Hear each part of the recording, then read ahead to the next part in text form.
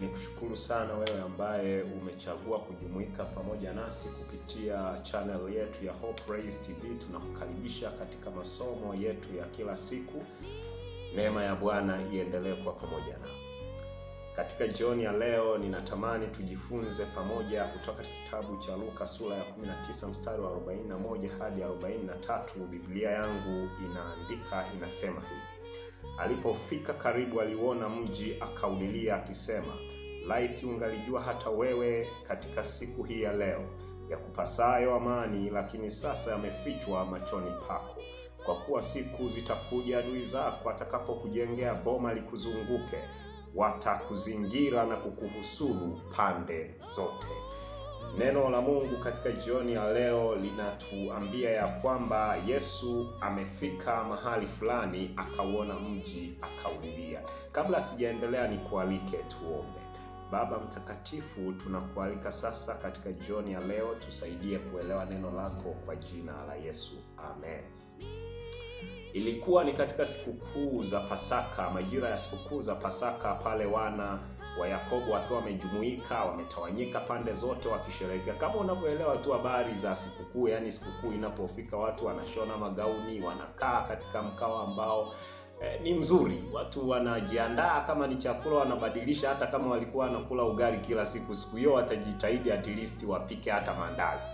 Na hivyo Biblia inasema ya kwamba ilikuwa ni katika majira haya, wana wa Israeli wakiwa wametawanyika katika milima, wametawanyika katika majira ya sikukuu za Pasaka. Yesu akawa anaingia kwenye mji. Biblia inasema ya kwamba alipouona mji akaulilia.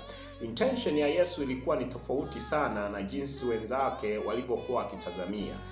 Walitamani kumwona Yesu huenda anafurahia na kufurahia Pasaka walizokuwa wakizisherekea katika mji wa Yerusalemu, lakini Yesu this time anaonekana kwamba hana furaha, anaulilia ule mji. Kwa nini anaulilia mji? Anaulilia mji kwa sababu alijua ya kwamba yeye ndiye aliyepaswa kuwa mkombozi wa ulimwengu, lakini watu waliokuwa wakisherekea rituals zote pamoja na tamaduni zote zilizokuwa zimewekwa, taratibu zote za ibada zilizompoint Yesu Kristo kama kafara ya kweli itakayounganisha ulimwengu pamoja na Mungu, walikuwa bado hawajaelewa. Wapo katika sherehe, hawajui hata hizo sherehe zinamaanisha nini. Anafika pale Yesu anauona ule mji, analia, anawaambia, laiti kama ungelijua ya kupasayo amani ambayo ungepaswa kuyatenda kwa wakati huu, kabla siku hazijaja pale maadui zako atakapokuzingira na kukuhusuru pande zote. Yesu anaonekana kujawa na huzuni anapowaona wakazi wa Yerusalemu. Na kimsingi Yerusalemu ulikuwa ni mji mzuri sana ambao walikuwa wanauelewa, walikuwa wanaishi. Ni mji mzuri sana ambao hata waandishi wa Biblia wote wanajaribu kueleza, wanasema ya kwamba nikaona Yerusalemu mpya ukishuka kutoka mbinguni kama bibi harusi aliyekwisha kupambwa kwa mmewe. Sio tu hivyo, ni kwa sababu mji ulioonekana kuwa mzuri katika nyakati zile ulikuwa ni mji wa Yerusalemu. Na kwa hiyo kama Yerusalemu ulikuwa mzuri kwa namna hiyo, na in fact historia inaonyesha ya kwamba mji huu ulikuwa umejengwa kwa mawe ya thamani, madhahabu yalikuwa kimsingi ulikuwa umepambwa kiasi kwamba jua lilipokuwa liking'aa wakati wa asubuhi, jua likiwa linachomoza, liligonga katika zile kuta za mji wa Yerusalemu, na miale ya mwanga ilirudisha utukufu katika macho ya watazamaji wake, na watu wakajifariji na kufurahia sana mji huu wa Yerusalemu, kana kwamba ni mji ambao amechagua Mungu. Na ndio maana wakauita mpaka kwamba mji wa Mungu mkuu, mji wa mfalme mkuu Daudi. Mji huu wa Yerusalemu ulikuwa ni mji ambao ulikuwa unaheshimika sana, na mataifa yote yalikuwa yanaelewa Yerusalemu ni mji ambao ulikuwa ni very powerful, na ulikuwa umejengwa kwa madini ya thamani, kwa sababu waliamini hivyo sasa ya kwamba mji huu ni mzuri.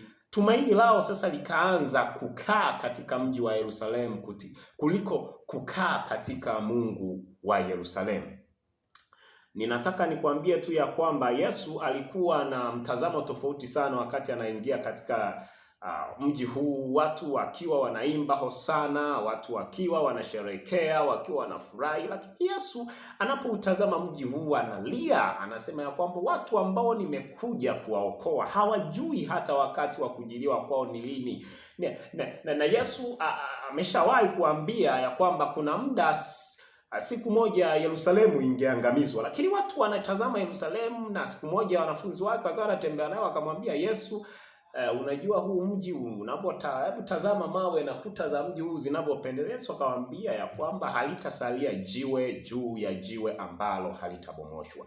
Ni kwa kufupisha niweze kusema tu ya kwamba watu hawa walikuwa wanatumikia sana mji wa Yerusalemu kuliko kumfahamu sana Mungu ambaye alipaswa kuwaokoa kupitia katika mji huu wa Yerusalemu. Na Yesu Kristo alipokuja kama Bwana na Mwokozi wa maisha yao, wengine walimkataa, walimu wa sheria walimkataa, wengine walidoubt ministry yake, wakasema ya kwamba huenda sio Masihi aliyetabiriwa, kwa sababu mtazamo wao walielewa ya kwamba Masihi angekuja katika nguvu za kiserikali na kupindua utawala wa Kirumi, na hivyo atakapopindua utawala wa Kirumi basi wangekuwa na nafasi ya kuishi maisha ya amani katika mji wao wa Yerusalemu akiwa kama watawala. Lakini Yesu alikuwa na motive tofauti sana, alikuwa na mitazamo mingine tofauti sana. Mtazamo wa Yesu aliokuja nao duniani, alikuja kuwaokoa wanadamu waliopotea katika dhambi. Hakuja kuwaokoa wanadamu kutoka katika nguvu za kiserikali za dunia, lakini alikuja kuwaokoa wanadamu kutoka katika nguvu za giza, nguvu zilizowashika wanadamu katika dhambi. Na Yesu hakuja kuokoa ulimwengu kwa nguvu za vita, nguvu za silaha, nguvu za kila namna, lakini Yesu alikuja kuokoa ulimwengu kwa nguvu ya upendo. Hawakulielewa hili, na Yesu anapofika na watazama, anajua kabisa saa yake ya kuingia lile lango ambalo kafara zilikuwa zinapitia kwenda kwa makuhani kwenda kuteketezwa, angelipitia. Anaona jinsi mzigo wa dhambi unapomlemea katika moyo wake, na huku wale aliokuja kuwafia wakiwa hawana mtizamo chanya juu yake. Analia, anasema laiti kama ungalijua siku hii ya leo ya kupasayo amani, huenda ungetubu. Na Yesu anawaambia hivyo wanafunzi, akifanya utabiri kuhusu kuangamizwa kwa mji wa Yerusalemu ambao alikuwa ameshaongea kupitia Yeremia nabii. Akasema ya kwamba ikiwa watu wangu wangezishika sabato zangu, wasingeruhusu mizigo kuingia siku ya sabato katika malango ya Yerusalemu, Yerusalemu ungedumu milele. Lakini this time around Yesu anawaambia ya kwamba halitasalia jiwe juu ya jiwe. Aliona ya kwamba huenda hata sabato walikuwa wanaivunja. Na maandiko yananiambia ya kwamba Yesu alipouona ule mji akaulilia. Kwa nini anaulilia? Wale aliokuja kuwakomboa hawana habari ya kuokolewa, ila wana mitazamo ya hazina za dunia hii, utawala wa dunia hii, mamlaka ya dunia hii. Furaha yao haikujengwa ndani ya Yesu Kristo, lakini furaha yao ilikuwa imejengwa ndani ya vitu vilivyopatikana katika mji wa Yerusalemu. Na hivyo basi Yesu akitazama ule mji alijawa na huzuni na kuwahurumia wakazi wa dunia akalia. Ninataka nikwambie tu ya kwamba hata sisi tunapoishi katika nyakati za kufungwa kwa historia ya ulimwengu, Mungu anatutazama na anajua kabisa kuna siku ambayo atautembelea ulimwengu na kuja kumhukumu mwanadamu. Sikiliza nikwambia, labda kabla hatujaendelea sana, ya kwamba Mungu hatakaa hata siku moja anyamaze dhambi aivumilie. Kuna wakati Mungu atachoka kuivumilia dhambi na atakuja kumwadhibu mwanadamu anayetenda dhambi. Hiyo inaonyeshwa katika historia. Tunaposoma kitabu cha Mwanzo sura ya 7, tunakutana na kisa cha Nuhu. Wakazi wa dunia walipomkataa Yesu wakachagua njia zao, aliwaangamiza kwa maji. Lakini tunasoma katika kitabu cha Mwanzo hiyo sura ya 19 mstari wa 15 na kuendelea, unatueleza, unasema ya kwamba wakazi wa Sodoma walipokuwa wameasi to the extent ya kwamba walitamani hata kufanya uzinzi na malaika ambao walikuwa wametumwa kuja kuiangalia Sodoma, Mungu akakasirika, akamtoa Lutu nje ya lango na akauteketeza mji. Nasi katika siku ya leo nataka nikukumbushe tu ya kwamba Amosi anaelewa, anatuambia katika sura ya 3 mstari wa 7 ya kwamba Mungu hatafanya neno lolote pasipo kuwajulisha watu wake habari za mambo yatakayotokea. Na hivyo kama Mungu hatafanya hivyo, it means atatujulisha. Na Mungu ametujulisha katika kitabu cha Mathayo sura ya 24 kuhusu dalili zitakazofuatia kuja kwa Yesu Kristo, vitu vitakavyotokea, manabii wa uongo na kila namna vitatokea, na vinaonyesha kabisa ya kwamba Yesu kwa kweli karibia anakuja. Hawa watu walipewa ishara, wakaambia kwamba majeshi yatakuja, yatauzunguka mji, lakini mtakapoona mji umezungukwa, angalieni, mchomoke, mkimbie, mjiokoe nafsi zenu. Na roho ya unabii inasema katika kitabu cha Tumaini Kuu sura ya 1, ukisoma vizuri inaeleza, inasema ya kwamba majeshi yalipouzingira ule mji, kuna wakati yalisita kupiga ule mji na kuharibu, yakarudi nyuma, ili neno la Mungu litimie ya kwamba wenye haki ambao wangeikubali sauti yake wangetoka na kukimbia. Na kimsingi inaonyesha ya kwamba alikuwepo mtu aliyekuwa akikimbia katika kuta za Yerusalemu mchana na usiku, asubuhi na mchana na jioni, akitangaza ole katika mji wa Yerusalemu kwa miaka 7, lakini walimshika, wakamfunga, wakamuua, lakini walipokuwa wakimtesa bado alisikika anasema ole wako Yerusalemu. Na huyu mtu alipokufa, baada ya muda mchache tu Yerusalemu kazingirwa. Hawakujua nyakati. Yesu alikuwa amewaambia mtakapoona haya mambo yanatokea, kimbieni mjiokoe, lakini hawakuweza kujiokoa. Sisi na sisi tumepewa ishara ambazo zinaonyesha kwamba Yesu anakaribia kurudi. Manabii wa uongo tunaowaona wanaofanya miujiza na maajabu ni tangazo kabisa ya kwamba Yesu Kristo karibu anarudi. Magonjwa tunayoyaona, vita, ajali, vita mahali, mataifa yakiondoka kwenda kupigana na mataifa mengine, ni kengele ambayo ingesikika katika kila sikio la mfuasi wa Yesu Kristo kumwambia ya kwamba Yesu karibu anarudi. Vitu vyote vinavyoshangaza tunapotishiwa amani haipo. Vitu vinaenda ndivyo sivyo tulivyotegemea. Maisha ya wanadamu yamekuwa katika magonjwa, ajali zinazotokea barabarani, angani, kwenye maji na nchi kavu. Ni kengele inayosikika ikiwaambia wakazi wa dunia ya kwamba karibu Yesu anakuja. Lakini unaweza ukashangaa ya kwamba hata wale wanaozisoma hizi dalili hawashtuki wala hawaelewi kinachoendelea na kinachoujia ulimwengu. Lakini nimekuja kukumbusha katika jioni ya leo ya kwamba kuja kwa Yesu Kristo kumekaribia sana. Labda hukuelewa. Hawa watu walijua kabisa dalili Yesu alikuwa amekwisha kuambia kupitia manabii wake, na alikuwa amekwisha kuambia pia, lakini hawakuzichukulia maanani, wakachukulia ni vitu tu vya kawaida, vitu vya kusadikika. Lakini ilipokuja, wachache waliookoka, wengine wakaangamia.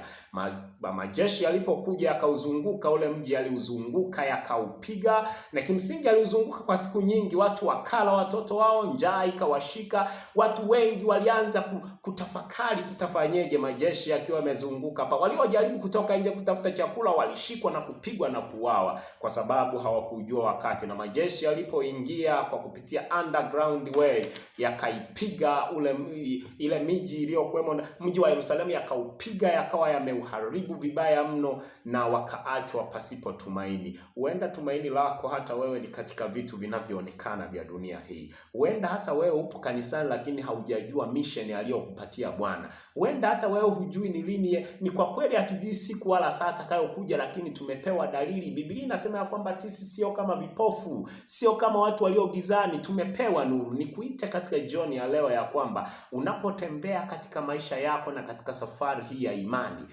mwambie Mungu akusaidie uweze kuzitambua nyakati za kujiliwa kwako. Maana wakati upo karibu. Yesu anapokuja, saa haiko mbali. Na anasema kwenye kitabu cha Ufunuo sura ya 1 mstari wa 7 na 8, anasema ya kwamba tazama yuaja na mawingu na kila jicho litamuona. Na Yesu Kristo anafanya haraka. Wengine wanaanza kusema ya kwamba Yesu amechelewa kuja, lakini sikiliza nikwambie ya kwamba hajachelewa kuja. Anasema anamsubiri mdhambi mmoja anayefanya toba ya kweli ili asipotee. Mungu wetu wa mbinguni akubariki wewe ambao umekuwa ukifuatilia masomo haya. Ondoka na mambo mawili. Moja, Mungu hata kawia kuitimiza ahadi yake. Ijapokawia sana, aliongea na Habakuki, itakuja, na itakapokuja itawashangaza wakazi wa dunia. Jambo la pili ni Mungu hatavumilia dhambi milele. Dhambi tunazoziona zinazoleta maumivu na machungu miongoni mwa wanadamu, Mungu hatazivumilia. Kuna wakati Bwana atachoka kutazama wanadamu akiishi maisha ya dhambi, na hivyo Mungu ataitembelea dunia na kuiharibu.